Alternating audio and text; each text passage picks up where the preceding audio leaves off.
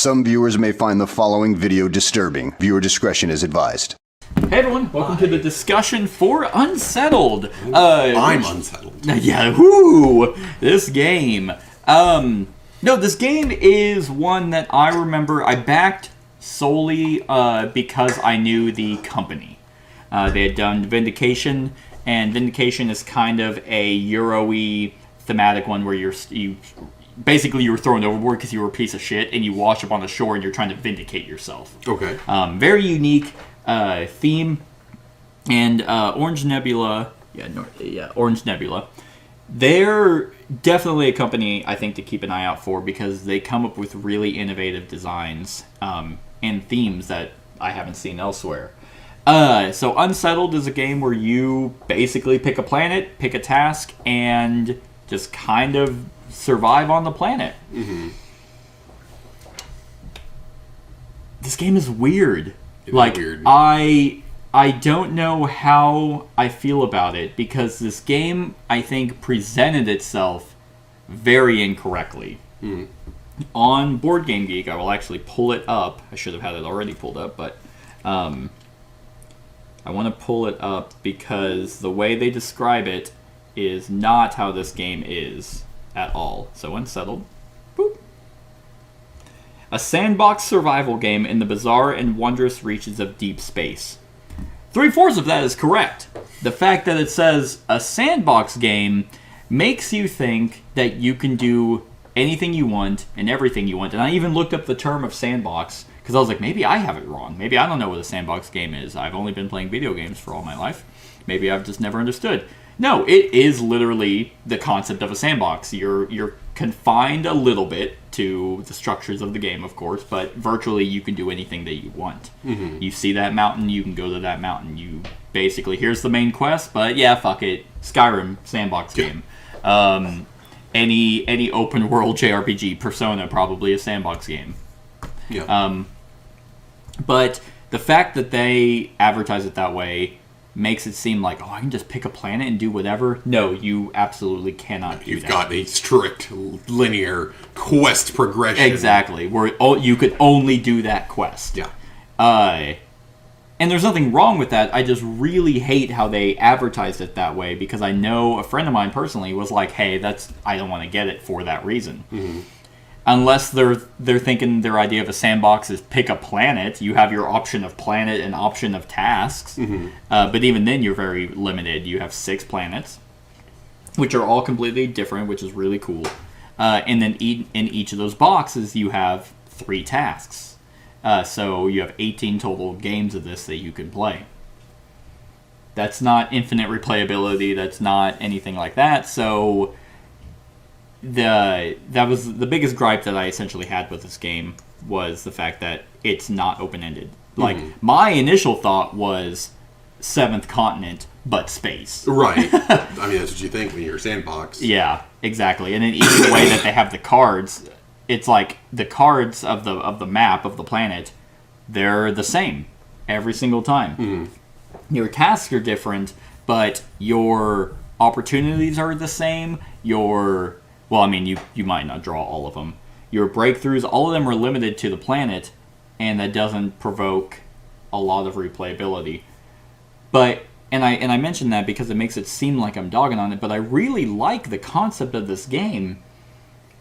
I think where I'm getting the weirdness pullback for it is that, okay, I did that task. I don't want to do that one again. Mm-hmm. So it doesn't have high replayability, I don't think. I mean, you said they have 3 tasks per planet? 3 tasks per planet. But the theme of the planet stays the same? Yes. Like so it's not like per task you have different...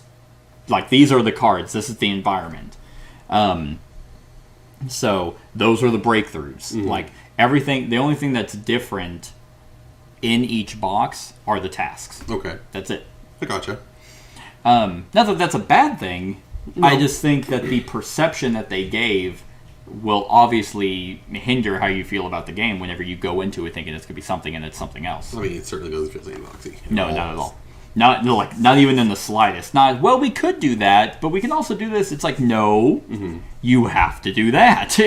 Oh man, you know what space game? Zaya. You remember that one? You sold Yeah. me that one. Yeah, That one yeah. had a neat that one felt sandbox. Yeah, right? that one gives you, and it's competitive. Yeah, that one is like, oh, okay, how am I going to play this game? You know, I can go the, True Blue, like the bounty hunter, the explorer, or Yeah. like there was like a trader. Yeah, like merchant. Yep, and then you can explore, and then and then build your ship. Yeah, that one feels a little bit more open-ended with what you can do, and this one definitely doesn't have that. So definitely want to bring that up, because if you're expecting this game to be anything like, Sleeping Gods, sandbox game, true and true, those two are the ones that come to mind the most. And this is not that. So, what do you think of Unsettled? Well, it's it's not bad. Yeah. I enjoy the it's pretty interesting. There are different mechanics for each of the planets, like the flood thing, the spore thing. Yeah. And then working within each planet. That's a neat aspect. I mean, the fucking sentience within this planet. Yeah. This one actually felt easier than the spore one. It really did, yeah. We still had fucking 2 or a whole extra level. We were like on the edge for the spore one. Right. It's not too bad. And the reason why I think that is, and we were talking, you're like, this one was easier than the last one. I honestly think that where you get your variety is how the environment gets laid out. How you shuffle these, or how they end up getting shuffled in place, extremely dictates how easy it is going to be. Yeah, like time is such a huge factor in this game, and you moving and then taking time hits, that's enormous. And at the end of everyone's turn, time is advancing. And I will say I like the time aspect. I think it is fair. I think that you have enough ways and flexibility with breakthroughs that you have to go out and get. Utilizing Luna effectively allows you to not feel that time pressure as much. But then there are ways that it can happen where you have to go a certain way that causes time. In this particular one with Yendril, if we didn't get that Bane, that would have been 3 times sunk that we would have lost. But the way that the environment cards come out, the way in this particular one, we just got extremely lucky with what flooded and what discoveries happened to come out. And if we play this one again, that may not be the case, and it might be harder. The first time I played the Winora, the Spore one we did, I think I was around the same. I think we were on 2. Yeah. And I was kind of like, we were going back and forth and doing the tasks there. And whenever you and I did it, I was like, oh, actually, we might lose. Like, so it can change. It's not like you do one task and then it ends up being, well, we're completely done. We never have to do it again. Yeah. It's not that straightforward. So I will say at least the tasks are somewhat replayable because the map isn't always the same in layout. The cards are the same, but the layout's different. Right. And this one had a unique feature, the fact that they're all flipped face up immediately. Yes. So I'd be interested to see the other planets. Yeah. You definitely have to strike a balance in this game. It's strange. It's like, what time you build your, it's like you want to get your buildings built to access your abilities. And it's like your breakthroughs, they seem kind of subtle at first. It's like, oh, do I really need all these? Yeah. But then, like, those robotic ones. These are definitely the biggest ones. Yeah. Those fucking movement options. Yeah. Anything that gets her to fucking get you moving for free is pretty huge. And I think we benefited there from being able to dodge some of that. Yeah, I agree. Well, what's also interesting about this game is that you kind of hit the nail on the head, and I think what makes this game innovative is the different planets. It's like, I do want to see what the different tasks bring, how innovative those are, and I also want to see the other planets, which it's this game's benefit, but also it's its curse. Because I feel like once you see the planets, even once you do one task in each of them, you're kind of like, eh. Yeah. Like, all right, I've seen them. And another negative, not on the game itself, but Orange Nebula is always right fucking there on their storage decisions. They're always so close, but they just always, like, they're like, oh my god, we're going to make it amazing. And then they just tank in storage solutions. The base game has this weird lid. And what they did is all of these come, like, once you get everything, and then you have to organize it. But once it's organized, you just stack them. So you just pull all the 4 trays out. That's awesome. But then the base game has the first 2 planets that are supposed to be stored in. But then you have 4 other of these boxes just lying around. And it's incredibly stupid. Like, I just don't understand why they had to do these individual boxes. This box is tall enough that they could have easily just done something else to where you just have like a tray of just the different planets. Yeah. I like the concept of like, hey, everything for Yendril is right in here. But then it's like, well, why did 2 of the boxes fit in here, but then I have the 4 other ones just weirdly floating around? Okay. The first 2 planets, yeah, you put these trays in, and then you put those on top, and then you're like, okay. Then I have the other 4. I gotcha. But then also what's extremely dumb is that they provided an option to get card sleeves. And they had a game trays for each of these that, hey, it fits all the tokens in very nicely. You have a plastic topper to hold everything in place. Nope, it literally says if you're sleeving, it says recycle it. Get rid of it. And I'm like, how could you not have made this half an inch bigger and if it's not fitting in the fucking box anyway? So why didn't they make game trays to store sleeved cards? It's so dumb.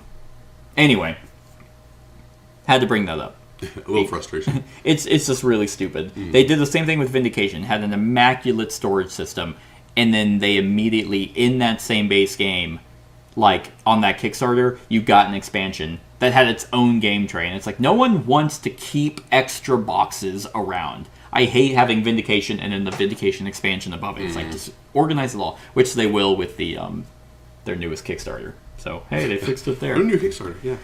But back to the actual game. Essentially, I honestly think that the reason I'm kind of weird about everything is that... It's a weird game. Huh? It's a weird game. It is a weird game. It seems very free-flowing. Yeah. Like, you have your actions, you have your focus, which are just a tracker. Initially, when I thought, like, with the pips, I thought that's, like, how powerful the action was. Yeah. And then it gets weaker over time. No, this is literally just... I mean, it's meant to represent, your focus, your energy. Like, your focus on how wondrous you are, how energetic you are. Right. So I have 3, I have 1, I have 2. Yeah. How aware you are of the surroundings. The rulebook was... It very much wants you to lean into the theme. Like, when you're doing actions to almost kind of role play a little bit. For me, I think if the game wants me to do that, the game has to kind of pull that out of me, and I don't feel it does that as much as I'd like it to, because it's a puzzle. Yeah. This whole game is a puzzle. For sure. So I'm in puzzle mode. I'm not in role play mode. It's like, okay, maximize efficiency. Exactly. I go this direction, I'm going to lose this much time. Yeah. Doing this. Oh, I have this opportunity here. Right. Right here. What would be better, and I think lean a little bit more into the role play, is if each of these cards weren't their own picture. The artwork is absolutely stunning. It's phenomenal. But like in Seventh Continent, for example, all the cards connect to one another, so you feel like you're involved in the world, moving from one card to the next. You get to see things that you can interact with. And these are very much not that. Like, it has a title, and that's it. Like, so you just kind of go there. And I can't really... I can't personally be like, oh, I'm moving from the delicate edifice into the subsumed meteorite. Because they're so drastically different, they're very, like, it's like very obviously a different card that I can't feel like I walked to there, you know? Yeah. So I have a hard time trying to even roleplay about anything in here. No, yeah, I mean, when you're this puzzle mode, efficiency-minded, you're very focused on the gameplay. Yeah. And it's like, okay, how do I maximize my insight? That way I can get a new ability, not eat up time, support, like, okay, what are we doing with Luna? It took me a little bit to kind of get like, okay, what is the data and the materials and the energy right. And it's like, oh, okay, and then you build the buildings; they're a lot more usable. And then the comprehensions, if we gather those, and then needing so many for a certain aspect of the quest line. Yeah, that's a neat take. So if like you built a certain way, it's like, oh, whoops. Well, we have none of that. Yeah, so it's like, okay, now gather insight. Yeah, and that's really kind of that is also. Because the game, since it's saying survival, the survival aspects of games are like Seventh Continent, for example, where it's a survival. I mean, it's a survival sandbox game, is what that one is. So you have to kind of adapt and plan ahead and be like, well, I mean, we're running out of energy. We need to go find somewhere to eat, and you can actively go out and hunt that. With this one, because we've done this task and we did it with the fungus one earlier, it's like, okay, you know exactly how to build, so the survival's out the window. You can't go in here because it's like, oh, I know how to plan for this task. Oh, okay, well, I know we need to build the laboratory and the research hut. So let's go ahead and do that immediately. And then I know we're going to need 2 data, 3 material, and 2 energy. Yeah. So the survival aspect is only displaying itself whenever you don't know what the tasks are. Yeah. So that also kind of throws replayability out the window. Yeah. I mean, you could easily just have someone new play it. Yeah, true. I mean, how many times does this hit the table? So, most folks. 3. Oh, like, at least for me. Yeah. Yeah. I mean, let's see here. So it's got it's got 6 planets, 3. Yeah, so you said 12 games? 18. 18 games? Yeah. Yeah, I gotcha. So, I don't know. The dice aspect is really nice. Mm-hmm. The breakthrough cards are really cool. I do like the fact that every planet has those unique cards. That's true, and they're themed around what you find and what you're able to Yeah. cobble together in that planet. Yeah. Like, it's a hydraulic suction. Yeah. So it's themed that she sucks you over. Right. Sucks you off. Through the water. Yeah. Yeah. And the other one was a little sidecar. Yeah. So she boosts around with you. Each task has a different map layout. Yeah. Because what's also kind of weird, and I think this might have just been a mistranslation on their side, is because we had these opportunities, and what's really cool is the opportunities are different. How you found them this time was based off floods. The flooding was pulling the discoveries around, and you had to go in and take distress because you're in flooded zones where your equipment can't handle it. Mm-hmm. I mean, the theme is technically there. I just don't feel it when I'm playing. Mm-hmm. Like whenever we're talking about it, I'm like, oh yeah, that is like everything kind of does fit the theme. Yeah, it's like I like the writing. It's very cute, and I like the non-seriousness of it. Mm-hmm. But it's like, I'll give you my tall and short opinion of the game. It's okay. Yeah. It's like I'm not like inspired. I'm not like, oh boy, I can't wait for this to hit the right again. And right. I don't know.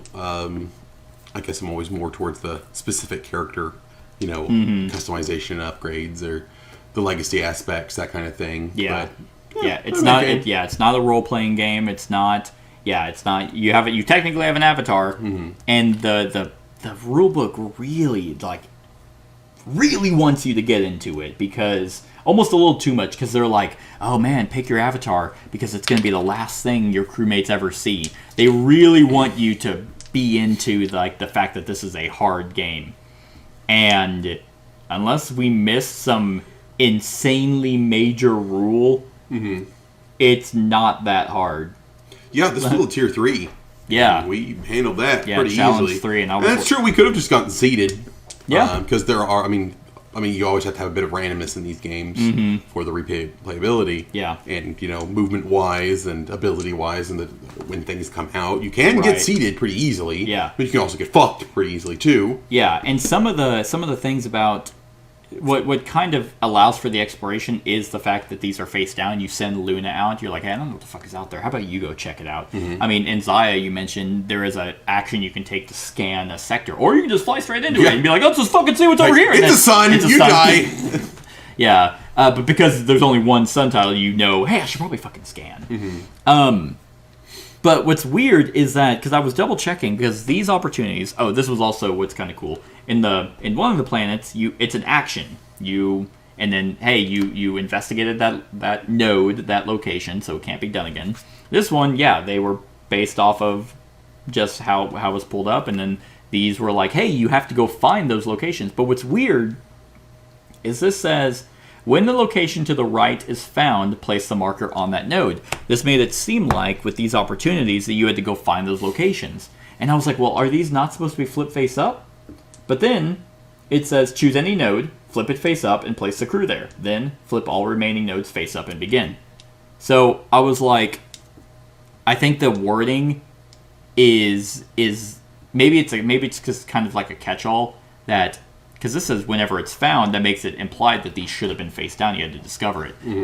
And I was like, well, did we mess up? Did they do a typo? I think, honestly, for this task, it's supposed to be not that. But maybe for the other tasks They'd be face down. They're supposed to be face down.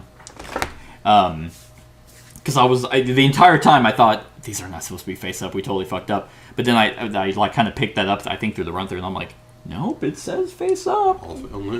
So that must have just been because they have. I think it's blue, yellow, and green are the three different. I don't know if those scale in difficulty on tasks. Because this one was also kind of weird because it was like, hey, you need the crew and Luna there, and then the next task was like, hey, attach yourself to Luna. Yeah.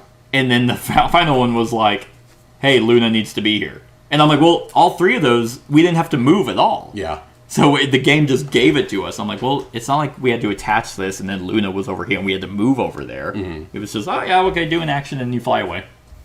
So they're kind of weird. You have 3 tasks, each planet, and I almost feel like that lends itself to, obviously, some are going to be better than others.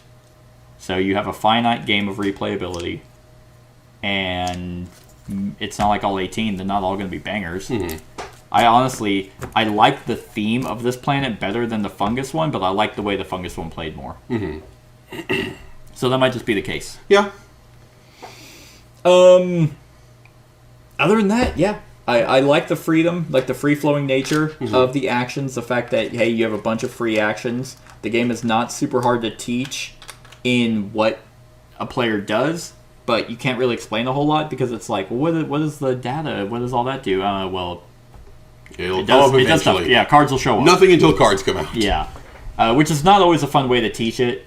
And honestly, the thing that keeps me wanting to keep this game is I just want to see what the other planets are like. And it's like, oh, okay.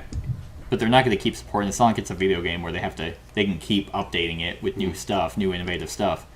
I mean, they'd have to keep doing Kickstarters for new planets. Yeah. Granted, since they don't have to make the base game, like, I mean, Vindication has a bunch of cool expansions that enhance the overall game. They easily could. Okay, hey, Kickstarter for 6 new planets. Yeah. Okay. And a storage solution for all the planets. If only. Yeah. But, yeah, not a bad game. I wouldn't...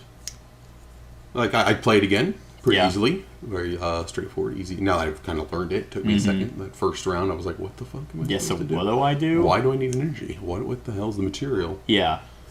But yeah.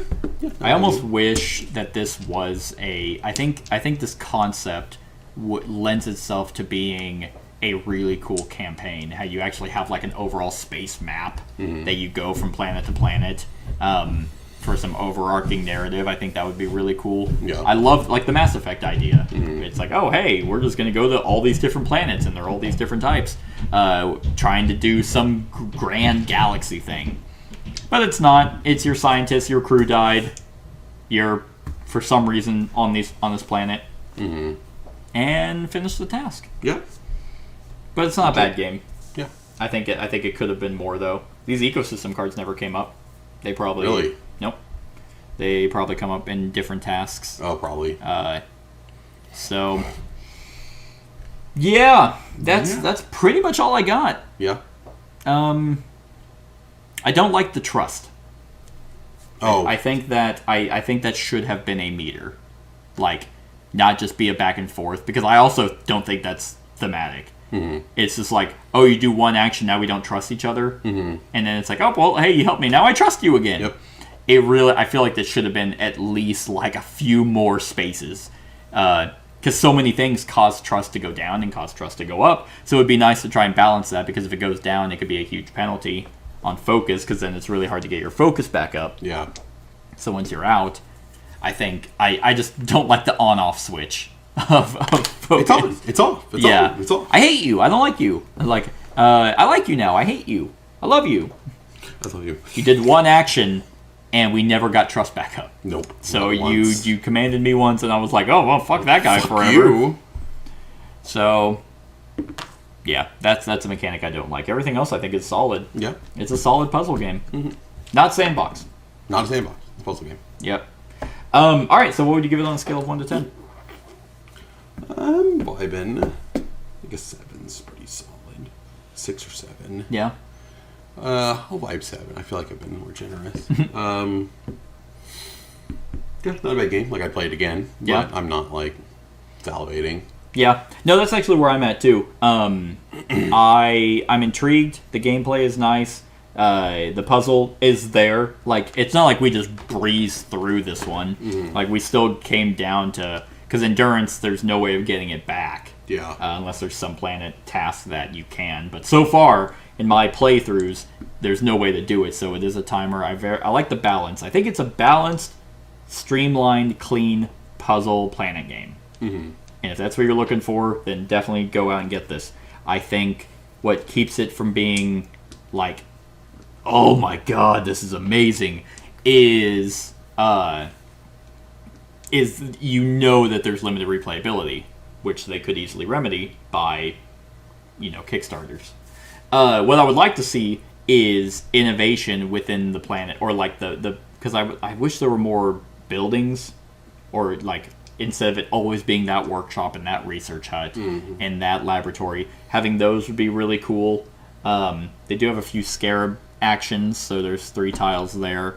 Maybe something about character, which they could easily do. They did that with Vindication. Because Vindication, I was missing an overall kind of narrative, like how everything connects. And that was the latest Kickstarter, was Chronicles. So it's like a chronicle of you telling a story about yourself. Okay. So I mean, Orange Nebula, I have the utmost faith in them that they'll probably support this. And they could easily, I could see the potential of this game being great. Hey, by the way, Unsettled galaxies, and then they connect a narrative to each of the planets or something. Yeah. Then I'd be like, hell yeah, let's give this a shot. Because even in sandbox games like Seventh Continent, even I kind of sometimes get bored, because I'm just like, well, we're kind of aimless right now. I do like having a sense of goal, instead of just being like, figure it out. It's like, well, no, I kind of want you to tell me something. Yeah. I don't want to just explore and be like I'm going in the wrong direction. Be like, where the fuck am I? So yeah. But, 7 out of 10. Let us know what you think of the game in the comments below. Other than that, like, comment, share, and subscribe, and have a wonderful whatever time of day it is for you. Hey everyone, thank you for watching, and I really hope that you enjoyed the video. If you would like to see more of my content, go ahead and click that subscribe button and the bell to be notified whenever I upload any new content. If you feel like supporting the channel, you can go ahead and click that Patreon link to be taken to my Patreon, and any help is truly appreciated. Other than that, stick around for any other run-throughs or reviews or cool top 10s or whatever I feel like putting on. Other than that, like, comment, share, and subscribe, and have a wonderful whatever time of day it is for you.